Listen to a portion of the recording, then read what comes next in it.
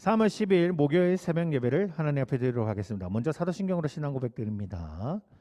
전능하사 천지를 만드신 하나님 아버지를 내가 믿사오며 그 외아들 우리 주 예수 그리스도를 믿사오니 이는 성령으로 잉태하사 동정녀 마리아에게 나시고 본디오 빌라도에게 고난을 받으사 십자가에 못 박혀 죽으시고 장사한 지 사흘 만에 죽은 자 가운데서 다시 살아나시며 하늘에 오르사 전능하신 하나님 우편에 앉아 계시다가 죄로서 산 자와 죽은 자를 심판하러 오시리라. 성령을 믿사오며 거룩한 공예와 성도와 서로 교통하는 것과 죄를 사하여 주시는 것과 몸이 다시 사는 것과 영원히 사는 것을 믿사옵나이다. 아멘. 자, 오늘 이 새벽에 보실 말씀은요, 레위기서 7장 8절에서 9장 6절까지의 말씀입니다. 레위기서 7장 8절에서 9장 6절까지의 말씀. 먼저 말씀 읽고 돌아오도록 하겠습니다. 정지 버튼 눌러주세요. 자, 말씀 다 읽었으면 오늘 본문 말씀 보도록 하겠습니다. 오늘 본문 말씀은 8장 1절에서 9절까지의 말씀입니다. 레위기서 8장 1절에서 9절까지의 말씀 제가 봉독해 드리도록 할게요. 여호와께서 모세에게 말씀하여 이르시되 너는 아론과 그의 아들들과 함께 그 의복과 관유와 속죄제의 숫송아지와 순양 2마리와 무교병 한 광주리를 가지고 온 회중에 회막문을 모으라. 모세가 여호와께서 자기에게 명령하신 대로 하매 회중의 회막문이 모인지라. 모세가 회중에게 이르되 여호와께서 행하라고 명령하신 것이 이러하니라 하고 모세가 아론과 그의 아들들을 데려다가 물로 그들을 씻기고 아론에게 속옷을 입히며 띠를 띄우고 겉옷을 입으며 에봇에 걸쳐 입히고 에봇에 장식띠를 띄워서 에봇의 몸에 메고 흉패를 붙이고 흉패에 우림과 둠림을 놓고 그의 머리에 간을 씌우고 그 간 위 전면에 금패를 붙임이 곧 거룩한 간이라. 여호와께서 모세에게 명령하신 것과 같았더라. 아멘. 자, 오늘 본문 말씀을 통해서 초대 제사장 위임식이라는 주제로 말씀을 좀 나눠보고자 합니다. 오늘 본문은요, 이스라엘 초대 제사장인 아론의 대제사장 위임식에 관한 내용을 담고 있습니다. 그 절차와 방법은 이미 출애굽기 29장에 상세하게 기록된 바가 있었죠. 그리고 여기에서는 그것을 실제로 구현하기 위한 세부적인 사항들을 전달되고 있는 것입니다. 오늘 본문은 크게 4가지의 부분으로 알 수 있죠. 우선 제사장 위임식의 준비물에 대한 것, 그리고 회중의 소집, 대제사장의 복장, 대제사장의 흉패와 머리관 등으로 볼 수 있습니다. 제사장의 위임식을 받은 대제사장 아론과 그리고 그의 아들 4명의 아들 즉 나답과 아비후, 엘르아살, 이다말이 바로 그 아들들이죠. 이로써 이제 이스라엘의 제사장들 이제 이 제사장들의 직은 혈통적으로 아론의 후손으로 의해서 이제 임명되게 됩니다.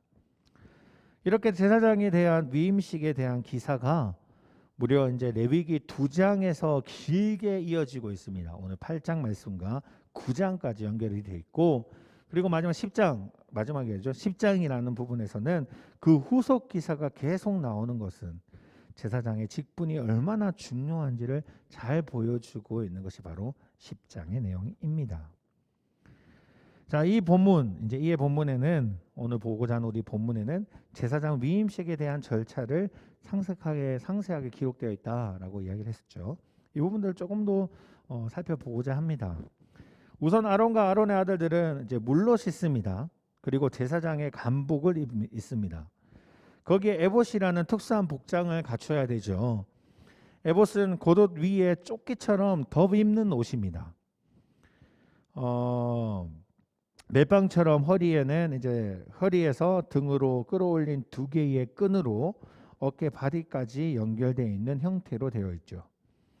그리고 에봇의 양쪽에 어깨 바지, 이 어깨 바지는 각각 6지파씩 12지파의 이름이 새겨져 있고요. 두 개의 커다란 호마노라는 보석이 달려 있습니다. 그리고 거기에 흉패를 붙이고 전설의 돌인 우림과 둠밈을 넣습니다. 그리고 마지막에 머리에는 관을 씌우고 그 관 위쪽 앞에 금으로 패를 붙여서 거룩한 관이 되게 하였죠. 이상을 통해서 발견한 것이 있을 겁니다. 바로 하나님께서 제사장을 위임하실 때에는 더할 수 없이 정성을 들여서 그 에봇을 준비했다라는 사실이죠. 대충 그냥 만들었다면요, 그렇게까지 이렇게 하나하나 다 하나님이 설명하지 않았을 겁니다. 그냥 제사장의 옷만을 봐도 하나님이 얼마나 중요한 역할을 하고 있는지를 보여주고 있고, 그리고 하나님의 세심하게 하나하나 간섭하고 계심을 볼 수 있는 것이죠. 그리고 그 모든 과정 하나하나를 회정들이 지켜보는 가운데 진행시킴으로써 함께 모든 백성으로 하여금 제사장의 영적 권위를 인정하도록 하셨다라는 점입니다. 따라서 제사장들은요, 모든 절차를 통해서 자신이 감당해야 될 그 사명을 더 실감하였을 것입니다. 이 모든 과정에 제일 중요한 것이 있죠. 바로 물을 씻는 정결함입니다. 깨끗한 몸과 마음이 되지 않는다면 아무리 훌륭한 복장을 한다 할지라도, 번쩍번쩍 빛나는 금관을 썼다 할지라도 그것은 소용이 없기 때문입니다. 그렇기 때문에 그만큼 중요한 것이 바로 정결함입니다. 죄로 물들어 있는 자가 아닌 깨끗하게 씻음으로 하나님 앞에 나아갈 수 있는 몸이 되어야 된다라는 것이죠. 죄를 씻음을 받지 않는 자에게 아무리 긍휼의 하나님이라도 우림과 둠밈을 통해서 말씀하실 리가 없기 때문입니다. 우리는 매일 말씀을 직시하고 성령으로 바로 서야 할 이유가 바로 이것이죠. 우리의 혼과 영과 마음의 생각의 뜻과 판단하시는 것이 오직 하나님의 말씀과 그것을 조명하는 성령이기 때문입니다. 하나님은 그만큼 제사장이 중요하게 여겼던 것은 바로 하나님 앞에 나아가는 것이었기 때문이죠. 그만큼 우리 또한 하나님 앞에 나아갈 때 정말 정결한 마음으로 나아가야 됨을 보여주는 아주 중요한 예입니다. 물론 지금은 제사장처럼 있지 않습니다. 신약성에 들어와서 이 제사장 직분은 새로워졌죠. 베드로 사도가 하나님의 영의 감동을 만나서 명쾌하게 정리한 내용이 있습니다. 그게 무엇이냐? 이런 말씀이죠. 너희가 택하신 족속이요 왕같은 제사장들이요 거룩한 나라요 그의 소유된 백성이니 라고 이야기합니다. 우리 예수 그리스도인을 통해서 제사함을 받았기 때문에 우리는 왕같은 제사장이 되었다라고 말씀하는 겁니다. 그 말인즉 우리 또한 하나님 앞에 제사장과 같은 제사장같이 하나님 앞에 나아갈 수 있는 자가 되었고, 나아갈 수 있게 되었다는 것은 예수 그리스도를 통해서 깨끗하게 씻음을 받아야 된다라는 이야기이죠. 설령 의식을 하지 못한다 하더라도 하나님께서는 이렇게 귀한 직책과 그 사명을 우리에게 맡기셨고 그리고 감당케 하셨다라는 겁니다. 그때나 지금이나 제사장은요, 하나님의 뜻을 묻고 제대로 전하기 위해서 항상 정결함과 겸손함을 유지하는 사람들입니다.